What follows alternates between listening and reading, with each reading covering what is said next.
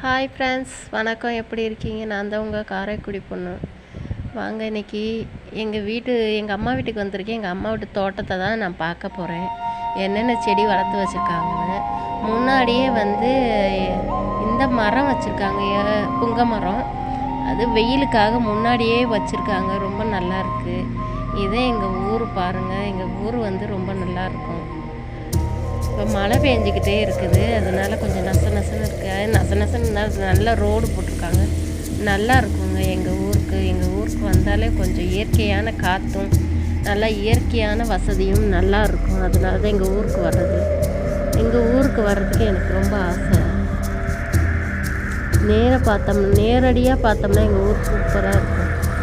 இப்போ வீடியோ எடுக்கல உங்களுக்கு ஒரு மாதிரியாக தெரியும், நேரடியாக பார்த்தீங்கன்னா ரொம்ப நல்லாயிருக்கும்.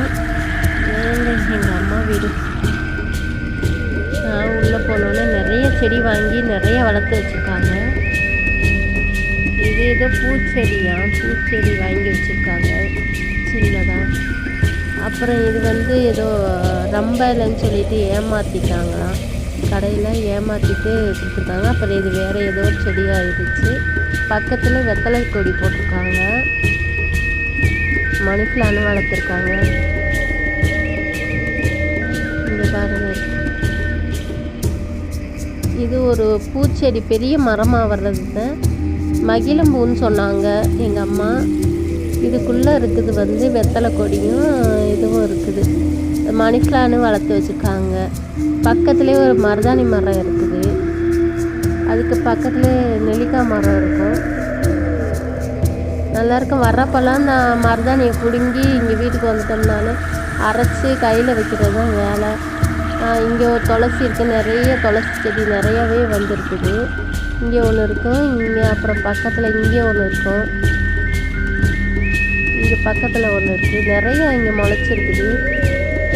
கருவேப்பிலை மரம் இருக்குது, அதுக்கு பக்கத்தில் லெமன் மரம் இருந்துச்சு, வெட்டிட்டாங்க. எலுமிச்சம்பழம் மரம் இருந்துச்சு, வெட்டிட்டாங்க. பெரிய கருவேப்பிலை மரம்.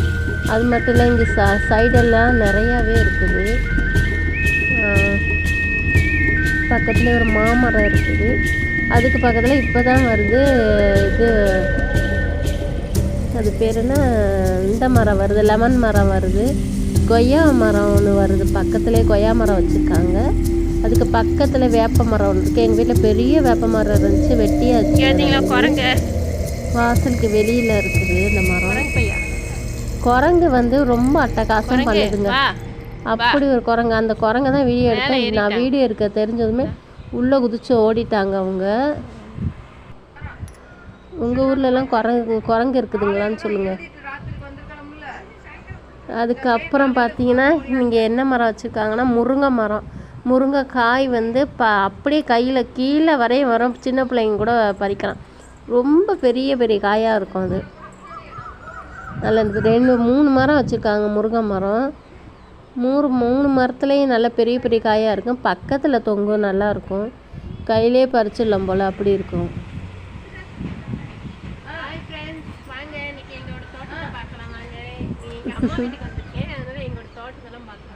ஆமாங்க, பெரிய பெரிய காயாக இருக்கும். உள்ளே 2 காய் கிடக்குது, அதுதான் நான் வீட்டுக்கு பறிச்சுக்கிட்டு போகிறேன். இப்போ பார்த்தீங்கன்னா உள்ளுக்கு 2 காய் கிடக்கு, முருங்கைக்காய்.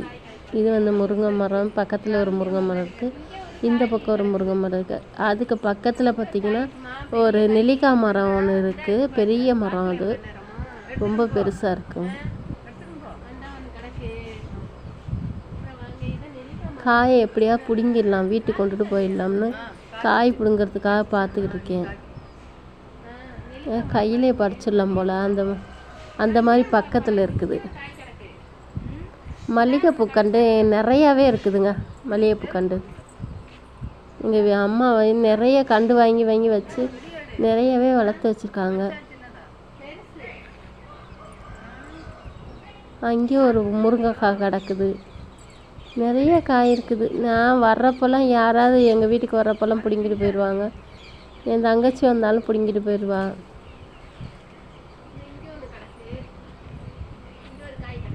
இந்த பக்கம் ஒரு காய் கிடக்குது.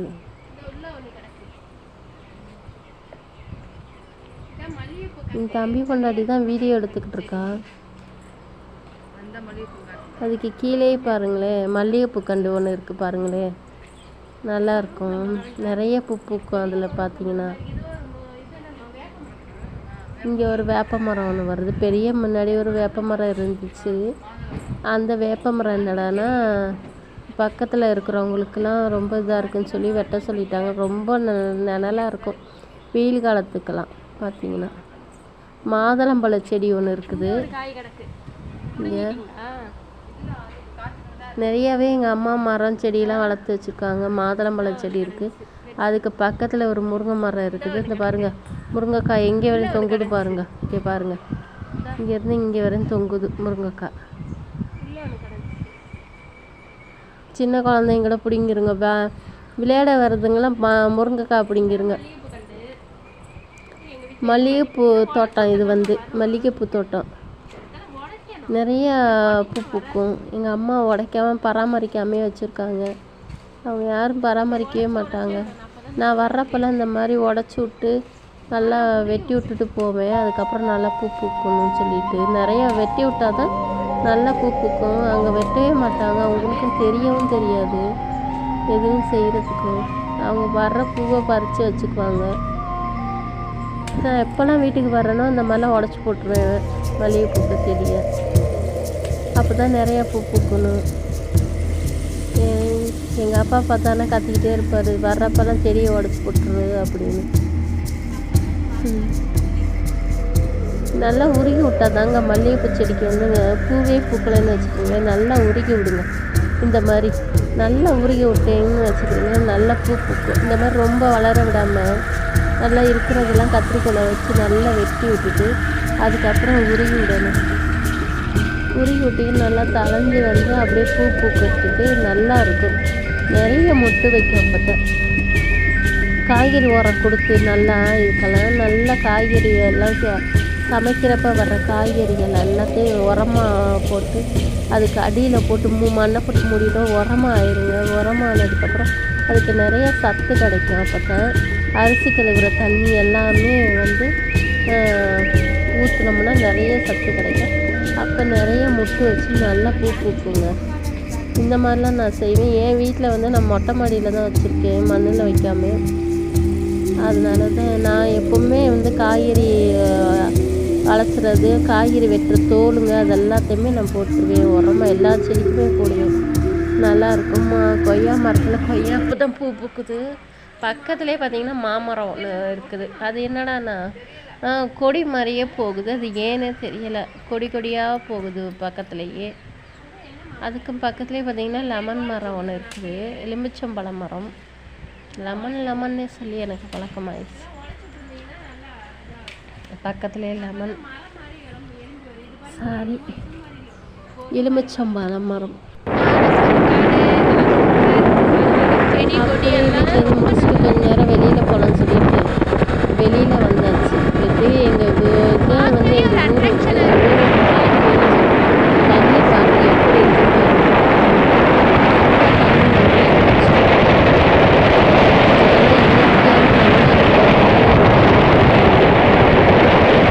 வெளியில் அப்படியே வண்டி எடுத்து எங்கள் கல்லன் வந்து கோயில். இதுதான் சிவன், பெரிய சிவன் கோயில். கல்லல்ல இதுதான் பெரிய கோயில்னு சொல்லுவாங்க.